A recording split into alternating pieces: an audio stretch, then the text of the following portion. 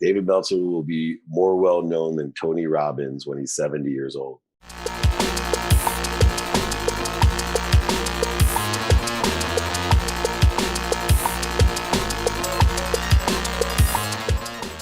What's up, everybody? Welcome to episode 65 of the Sean Lowery Show, where I have on one of the biggest guests that I've had. His name is David Meltzer, and he's one of these entrepreneurs who's made it big, who has done many podcast episodes with famous people, other entrepreneurs like Gary Vee, Patrick Bet-David, Dave Portnoy from Barstool Sports. He's done a podcast with the Wolf of Wall Street, Jordan Belfort. So he's very well known in the entrepreneur community. And he's somebody who, when he was in his early 30s, was worth tens of millions of dollars and then lost it all. And he was a wild man at the time, and he's kind of come back now. He's the co-founder of Sports One Marketing. He was the CEO of Leigh Steinberg Sports Agency, which the movie Jerry Maguire was based on. He was the agent for Steve Young and many famous NFL players. His life mission is to empower over 1 billion people to be happy. And every Friday, he does a free course, and the link is in the description to attend that. And when he was a wild man in his early 30s, he's kind of become a better guy now. He was named the Sports Humanitarian of the Year, and he's an international best-selling author. He's a top 100 business coach. He's top-notch. He's rich, he's successful, and I'm honored to have him on the podcast and talk to him. So enjoy episode 65 of the Sean Lowery Show. Here we go. David Meltzer, welcome to the podcast. How you doing, man? I am terrific, Sean. I'm so blessed to be here. I got to tell you this, man. I love your voice. I love your my voice. Yeah, it is made for podcasting. I've gone back and forth on it. Once I started hearing myself talk a little bit, it was kind of raspy, and I was like, oh no, that's bad, but there's nothing I can do about it, so I'm just embracing it and going with it. But thanks. It's brandable. It's brandable, my friend, which is so important today. Exactly. I like that. So, yeah, I'm honored to have you on the podcast. Honestly, it's cool to talk to you because I've been following you for a while. And I feel like one thing that I know about you from your story that a lot of people know is that you were like very successful in your early 30s and you lost it all, right? And I know that that's a very common part of your story for people listening. There's a lot of things out there about that. And I love that. And you've made it back. You've been doing great. But if that's your biggest failure early in your career, with all the hats that you wear now, what would you say would be like your single biggest success that you've had in your career? The biggest success that I've had is my mindset. And it especially has come to the surface during this time. One of the distinctive things that I've developed through all the challenges, I call, pain an indicator, a turn signal, not a stop sign, but through all the pain that I've experienced like anyone else, all the dummy tax that I've paid, mental, physical, spiritual, emotional, and financial pain. I've led the league in those areas a lot of times. The coolest part about it is that my biggest success is that I've developed a muscle, a mindset that for the rest of my life allows me to live my life productive, meaning I provide more value and service than most people that I ever meet. Accessibility, I'm more accessible, meaning I am more accessible to others than most people I meet. And I am also accessing what I want better than ever. I'm receiving worthiness-wise and amount-wise more than I've ever received. And most importantly, the mindset of gratitude that I have a muscle, an ability, my greatest success. I can find the light, the love, and the lessons in anything. And being able to see pain, not as a stop sign, but as a turn signal, that I am so blessed to be where I am. I'm at the right place at the perfect time. I'm always enjoying the consistent, persistent pursuit of my potential by angling towards what I want. But I have this gift now, this success of faith that I'm going to end up somewhere better. And that mindset has allowed me to truly expand, accelerate, and grow to levels that I never thought I would. I love that. I love how you call it a muscle, because when I think of a muscle, I think of, you work out, you can make it bigger, and kind of anyone can do it. So do you think I mean, I've talked about on this podcast many times how important mindset is, and I know how important it is for entrepreneurs, but you truly believe that it's something that anyone can develop?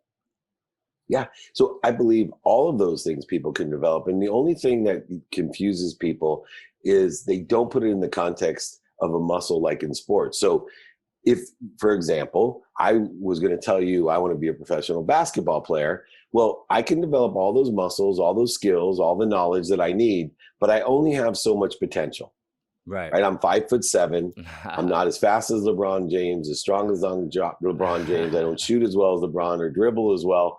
But to that end, maybe you're more clutch than LeBron James. I could be, but that, I'm more focused maybe. But beyond that, I can still pursue my potential as a basketball player. I can still work out those muscles to be the best that I can be. I don't need to vote for what somebody else wants for me. I don't have to vote for what I don't want. So I think understanding that last part of what I talked about, pursuing your own potential, not somebody else's potential, but your own. And I think part of the gift or part of the empowerment process that I love to teach people is to teach them to learn to find which potential, the what in their life they want to pursue, to maximize the amount of money they can make, the amount of people that they can help, and the amount of fun or happiness that they can have and abundance that they can have in their life. I love that. Incredible advice. And I love the sports references because I know you're, the co-founder of Sports One Marketing, and you were the CEO of the agency that the movie Jerry Maguire was based on. Yeah. Love that movie. Show Me the Money. Great movie. You had me at hello, just like you, Sean. You got it. Yeah. Love that movie. And in the world of sports, right, in a business. So kind of a specific question about for people who might be young entrepreneurs who love sports, which is a lot of people, maybe like the Barstool sports community, like all those fans, right? I know you've interviewed with Dave Portnoy before, but and Erica Nardini as well, and Large and Willie. I'm a big Barstool guy. They have a great thing going, and they have a huge following. All my friends love it. But for somebody like who loves sports like that and loves listening to the podcast, watching sports, and they are entrepreneurial and they want to start a business. Like when I went to college, my first semester, I wanted to do sports marketing, but I feel like there aren't that many opportunities in the sports world. Like there's only so many professional sports teams with like marketing divisions. If somebody wants to be entrepreneurial and they're interested in sports, what opportunities do you think are there out in the world of sports for young business people, young entrepreneurs? What do you think? So I think, so this is the biggest detriment to people in their own perspective of sports. Sports, as you know, is a multi-billion-dollar industry. It's Right. not a job. There are, just like in any other industries, only a selected few, CEOs of Ford, CEOs of Chevy, Right. CEOs of Hyundai. There's only a few of those jobs, but there's millions of jobs that sit below it. Right. And so what I tell people to do, if you want to work in the industry of sports, then the thing you need to do is to focus in on your capabilities. And I define capabilities into 3 parts. 1, what are your skills? And how are those skills synergistic or supplementary to something in sports? The second is knowledge, the what you know and the who you know, and how is that synergistic or supplementary to sports? And then finally, the key component of any successful entrepreneur, business person, student, teacher, etc., is the desire. You must have a desire that you must be what you can be. In other words, you're someone who's consistently, persistently pursuing their potential within the context of their own capabilities, within the context of the industry that their capabilities are synergistic or supplementary to. So if you are a teacher, are there jobs in sports? Yes. Are you massage therapists? Are there jobs in sports? Yes. If you're a doctor, are there jobs in sports? Yes. If you create a knee brace, is there a job in sports? If you have a wristband, apparel, if you have skincare, eye care, nose hair cutters, is there a job? I have been around sports for so many years that if you told me what business you are in, I could tell you how your capabilities of your business, whether you're an accountant, a doctor, or a lawyer, you make socks, shoes, or shoelaces, earplugs, it wouldn't matter, any type of electronic device, I can tell you how to make it synergistic and supplementary to sports, and sometimes allow you to have a better experience in sports than the people that hold those dream jobs that you think about, the GMs and the managers and the players and the presidents of teams. Those are okay. But I will tell you that I have evolved into one of the best jobs in sports where I don't have to babysit athletes, but I get to go with the athletes to the greatest events: Super Bowl, Pro Bowl, Masters, Kentucky Derby, Breeders' Cup, ESPYs, Emmys, Oscars, Grammys, treated like the biggest Hall of Famer in the world. And while I'm doing that, I don't have to pay, right? I believe in activity you get paid for and activity you don't get paid for. I don't believe in work. And the way I'll prove that to you is, I'm a huge Padres fan, and I know people could laugh. I saw you threw out the first pitch for for the Padres. Yeah, and one of the highlights of my life. Strike? Was it a strike? Yeah, knuckleball strike. Knuckleball. I think you're the first one to throw out an honorary knuckleball. I like that. I've got an honorary knuckleball, but I'm willing to pay the Padres $2 million to play second base for them. They pay their second baseman $2 million to play. Now, is that a job? Is that work? No, it's activity he gets paid for, and it's activity that I wouldn't get paid for, that I'm willing to be, to pay for. So I think if you can separate, no matter what your capabilities are, align those with the industry you want, but also decipher activity you get paid for from activity you don't get paid for. Don't think of things as work. It only creates interferences, void, shortages, and obstacles in what you're doing. It creates a true hardship on yourself that's just an illusion. Learn to love and find the light, love, and lessons in everything you do. I started practicing that by figuring out how I can love taking out the trash, because I hate taking out the trash. Now I love it. I love that. I love that mindset.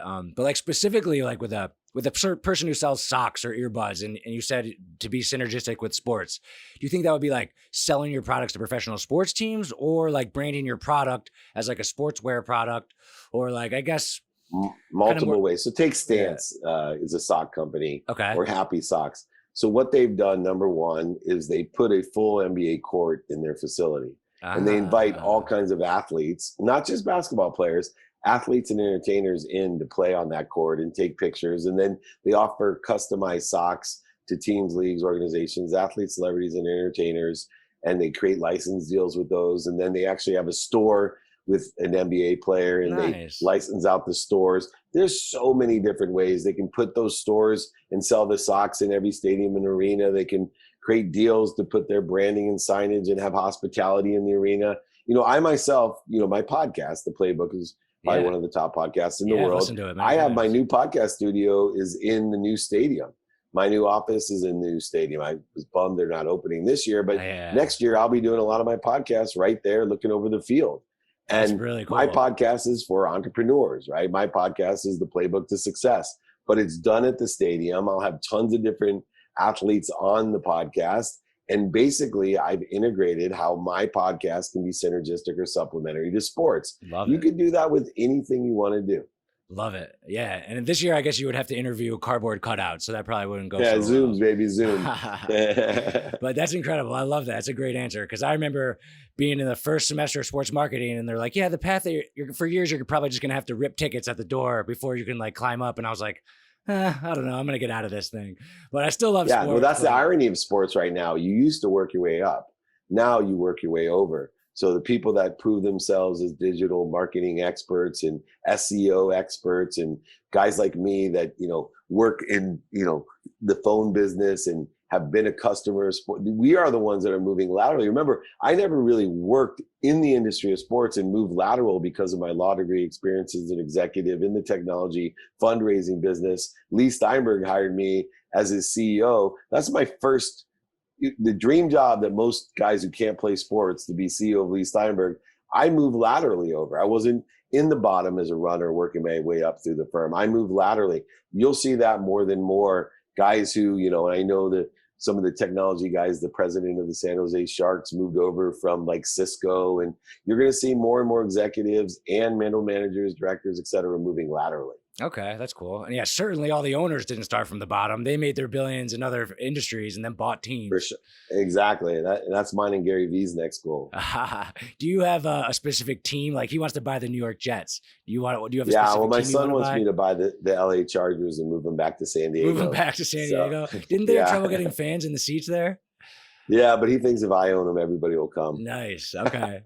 Hey, that would be, talk about dream jobs. Owning a sports team, that I feel like is the royalty of like American businessmen, is to like own a sports team. And I missed this year with the Clippers in the playoffs. Steve Ballmer, I missed him on the sidelines, like going crazy, because he's always like so fun to watch. And you could be like a really active owner. So I think that's a great dream job. I guess the other things in sports are kind of like betting, like fantasy football. You could do blogging and podcasting. Esports is even bigger than all of those. CBD is another area. Absolutely. I'm involved in so many different areas of sports. I'm very interested in esports. And later this week, I have someone coming on my podcast to talk about esports. I just can't imagine sitting watching someone else play video games and having to be entertained. Am I missing something there? It's so funny, but how many people say I can't imagine watching someone play golf, or someone say I can't imagine watching somebody play cornhole or bowl. So when you play, so if you're a great pickleballer or cornholer or bowler, and you bowl every Tuesday for 10 years, you're going to enjoy watching somebody bowl. That's just the way that the human mind, body, and soul works. So the people who like playing the games will appreciate the skills of those people. And they're learning different moves, and you're watching and learning. We do that on the golf course. I like to watch golfers because I'm learning how I can get better at golf. And I think if you saw or can actually realize, I'm one of the founding investors in one of the biggest esports team in the world, Overactive Media. We own the Toronto franchise with Marcus Colston, The Weeknd, Meta World Peace is a partner of mine. But it's extraordinary how many people play, and therefore how many people want to watch people play. That's really cool. And I think that's the connection that you want to make with any sport. And I'm a shitty golfer, but I like watching golf sometimes. But I'll admit, I like it when Tiger Woods is in it, if there's a big storyline. So I feel like for esports, if you can make brands out of the players and make storylines out of the people, then people will kind of just tune in for the celebrity and the entertainment, and the game almost isn't even matter. And I guess video games might be more fun to watch than golf if you're just an average person. So I think there's a lot of potential there. And the money, remember, people watch when there's big purses, right? That's why they watch the UFC and the boxing matches. That's why people watch the Fortnite championships. I had an 11-year-old in my neighborhood win $49,000. Dang. I think that's the best $49,000 Fortnite has ever spent, because that story has gone viral, and they have more and more millions of kids wanting to play and compete to win $49,000. That's funny. I always wonder the level of talent involved, because if I played basketball my whole childhood, like you said about LeBron James, I'm probably not going to go pro. It's a small percentage of people who make money. Is there that level of talent in esports where even if a kid plays video games every day of his life, he might just not have the talent to make money doing it? Is that what it's like? Absolutely, except for there's even more people that play. And the reason there's more people that play, it doesn't matter how tall, small, short, color, wealth. Even if you have arms, you can play without arms. So it's the great equalizer of all sports, that you can be whoever you want, because remember, what you're actually playing with is an avatar. So if you want to be Michael Jordan competing in Fortnite, you can actually be Michael Jordan competing. So it doesn't matter who you are, which is an extraordinary thing to unite people, to allow for ultimate competition, to make more money, help more people, and have more fun. I'm not a big Fortnite guy, but one of my favorite things I learned about them was Travis Scott. He's a rapper. He did a live concert inside Fortnite, and I was fascinated by that, because I was just thinking of the future of the world, and I don't know, the business opportunities. I sell clothing. Could I somehow in the future sell clothing to these little digital people, or I don't know. Yeah, you that can. Was really I spent cool. more money. I spent more money in 2019 and 2020 on virtual clothing for avatars for my son, who's 10, than on real clothing for him. They call them skins, right? Crazy. I spent more money on skins than I did on real clothing. But doesn't the game own the right to sell things to the avatars though? So it's not Correct. Another small business could come in and compete and start selling their stuff. No, you would get a licensing deal like the NFL has, to sell their jersey. So it's about the brand, It's about the brand. That makes sense. But it's a great business, and it's a really cool model. And I'm really fascinated by how it's going to grow over the next 20 years. Yeah, I'm excited to see too. So stay tuned. So I know that, honestly, you're one of my favorite entrepreneurs. And I know that I love that you've talked to so many of the great people. I've been watching you. I know you were on with the Wolf of Wall Street, Dave Portnoy, Gary Vee, Patrick Bet David, who I've had on the podcast before. I love Patrick Bet David. Yeah, me too. Speaking of, all right, so here's my question. If you understand fantasy football, right? Of course. If I'm on the XM Sirius Win Daily show on the weekends. So you can check me out. I have Coach's Corner. I make all the picks. Nice. That's awesome. So to flip that a little bit, if there was fantasy company, your fantasy business, right? And you had to choose, you had the first overall pick, and you had to choose one of these celebrity entrepreneur type people that everyone knows to be the CEO of your company, and you had first pick, who would you take? Tom Bilyeu. Tom Bilyeu, really? Yeah. I'll tell you why. Why? If it was only like, if you're going to tell me who's my top pick on social media, digital marketing, it'd be Gary Vee. He's the king of. Yeah, but I guess I do mean to run a company though. You mean running a company? Yeah. Tom Bilyeu built, the biggest company of any of the celebrity guys. He and I kind of sit in a different space because, I did run the world's first smartphone. I did run the most notable sports agency in the world. I built a business with Warren Moon, global marketing and media company. I've had multiple exits. I've made over $100 million by operating businesses. I, only wrote books for the fun of it in that. Yeah. So Tom Bilyeu, to me, with Quest Nutrition, that guy built an entire business, not just a brand. And then he's building a brand along with it, like I am. So I think he's an incredible entrepreneur and operator. And I would love to have him be CEO and run my business. That's awesome. Yeah. It's funny that like the people that I listen to, the people that I respect, like Tom Bilyeu, Gary Vee, like the one thing I respect the most out of all you guys is that you built businesses or are currently running businesses. Like there's a lot of people out there who are maybe in this field and have absolutely no credibility. I mean, me, myself, I have 16 employees. We're like a $6 million business. I'm only 30. We're getting started. Like I admit that I'm trying to be one of these people and I'm building for it and I'm on the journey of it. But at least I have some credibility. I mean, I run a business every day and it's a great achievement, right? Yeah. Yeah. And I like how, remember, things double. 6 million turns to 12, 12 turns to 24, 24 turns. I'm working on it every day. I'm looking to get this $3 million building to keep growing my facility. Good. Yeah. One of my biggest problems has been that our building right now is too small and we can't produce more. So I have some good problems that I'm dealing with and I'm excited about It's a good time to get more real estate, man. Market is not going up. Yeah. I'm waiting for the funding to go through, but commercial real estate, I got it's $1 million off the original price of the building. I figured good. So I'm excited about that. But I love people who, I spend probably 5 to 10% of my time doing stuff like this and all my other time running the company. And this is kind of like for fun. Like you said, writing your books is for fun and doing this is for fun. I love that. But is Tom Bilyeu, is he currently running a business? Because I know, didn't he exit? He's building he exited and now he actually is building a media company. So beyond just doing what we do, he's actually building a media company. And as Gary has built companies as well. But I just taking the experience of what Tom built and exited, another great business person is Ed Milet. Yes. Who's a close friend of mine as well. Yes.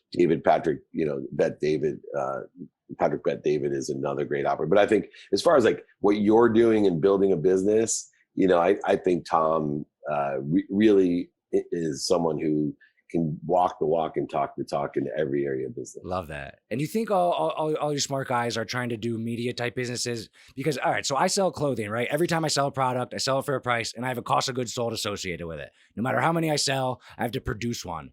But if you can get like eyeballs or if you can get a lot of views, that means, or a book, for example, I guess more of maybe like an ebook or an audio book, but you produce the product once and then you can sell it as many times as people will get it. And I see the value in that. And do you think that reason is why a lot of you guys are interested in doing media type things? Well, I think even moreover, the reason that we are is not only that scalability of one product, a digital product, like those skins, for example, right? Yeah. A lot better than what you're doing in those warehouses. Right. But there is an aspect to the last mile businesses like your own, where you have multiple products and sizes and shapes and different, 1,000 SKUs, whatever you may have, is that we being and knowing the business that I'm in and what you're learning by being in this business as well, 5 to 10% of the time, is that I believe Shakespeare was so right years ago because he said the whole world is our stage. And never before has it been more true that the whole world is your stage. So if you have a business like yours and I come in with a camera crew and I videotape not only your podcast, but the products you have, how they're built, I create content with it. I then can modify that content into different pieces and parts and pleasures that apply to different places to amplify it. So different TikTok video, then Instagram Right. video, do a LinkedIn video, do a Facebook video, to a YouTube video, all the same content that I captured, modify it, amplify it, and then even perpetuate it. So 10 years from now, someone that searches some video about your apparel can go ahead and order it. And it's only going to get easier to integrate the ordering with the content. So cool. Every one of us that are in the media side isn't just selling vapor or virtual. Right. We're actually figuring out how to utilize, capture, modify, amplify, and perpetuate to traditional businesses, from cars to wine to consulting. So cool. All of those can be scaled out to 4.4 billion people instead of the 300,000 people that are around your store today, or the 3 million people that you may service. It wouldn't matter. You now have access to 4.4 billion people around the world. So it's so cool. I love that. We're so lucky to live in this time. Lucky. One problem I have is my employees hate being on camera. So every time a camera comes around, they get shy and they get mad. But I got my two biggest problems are employees and overhead. They're the most difficult things to deal with. They are, yes. I have employees who like print shirts and like embroider shirts and like kind of do like labor jobs. And we have some turnover, and I keep them motivated though. We got a great team. Good. But that's funny that you mentioned that Shakespeare quote, because I had to know. I've been wanting to ask someone this, because there's this one entrepreneur quote. I think it was actually by Gandhi, but I hear it a lot. And I want to know if you think this quote has any credibility, because I hear it a lot and I'm always like, I don't know about this quote. I'm sure you heard it, but the quote is, all right, so it goes, first they ignore you, then they laugh at you, then they fight you, then you win. And I always like see that quote and I'm like, ooh, that's interesting. And I'm wondering, like, sometimes I'm thinking, well, maybe first they ignore you, then they keep ignoring you, and then you're just ignored forever. Like, I don't know. Is that quote just what happened to him, do you think? Or do you think there's any credibility to that quote? Because I've always been wondering that. I think for some people, there's credibility. I'll share with you my depiction that's credible to me, which is first they ignore you, then they laugh at you, then they make fun of you, and then they applaud you. And that's truly been my journey, is they always ignore me at first, then they laugh at me, then they make fun of me. You know, they're haters. They want to stop me, and then they all applaud me. I can't tell you how many times in my life, and I've had a great journey of successes and lessons. And, you know, I always tell people, you listen to my podcast, I'll pay your taxes. And like, what? I'm better than your personal and federal income tax, you know, state and income tax. I'll pay your dummy tax, because I've learned so many lessons and been such a dummy. And as much as I've been a dummy, I love the fact that when everybody was ignoring me, laughing at me, and even making fun of me, when I prove that I can succeed at what I dreamed of, everyone's like, I knew you could do it. Congratulations. Yeah, they're all applauding you. So that's my Gandhi-esque quote that is more applicable to me. I think I'm in the make fun of stage, and I've been here for 5 years. No, right on. So I'm just waiting for that next stage. That's why I asked. No, I'm just kidding. I'm applauding you. There you go. All right. If David Meltzer can applaud me, then I feel good about that.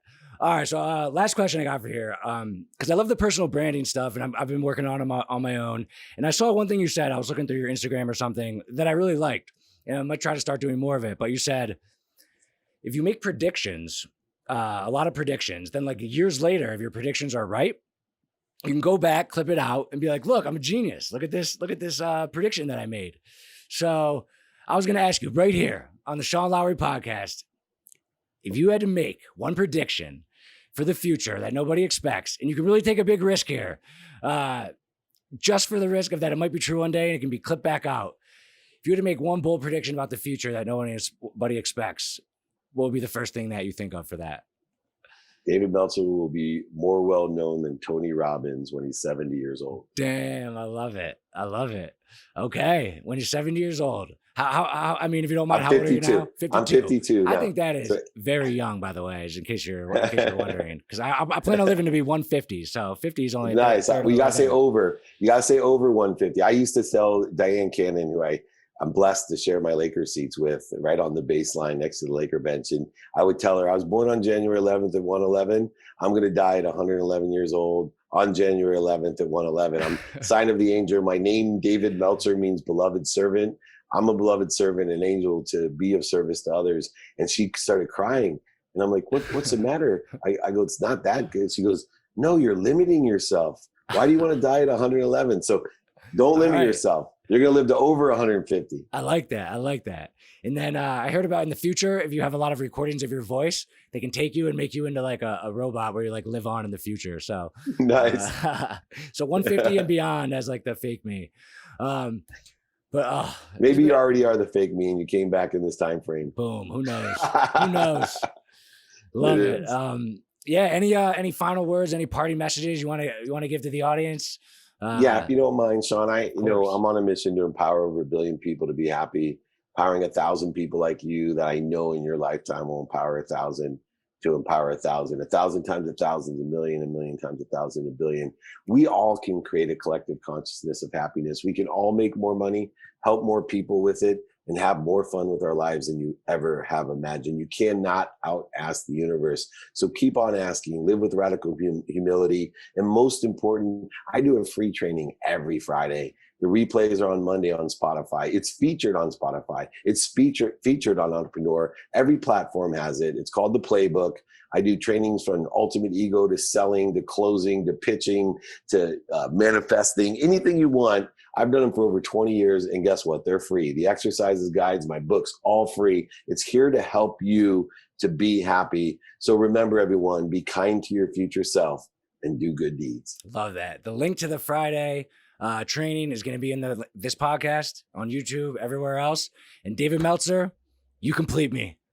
I love you, man. You had me at hello. Thank you so much. All right. Show me the money. Thanks.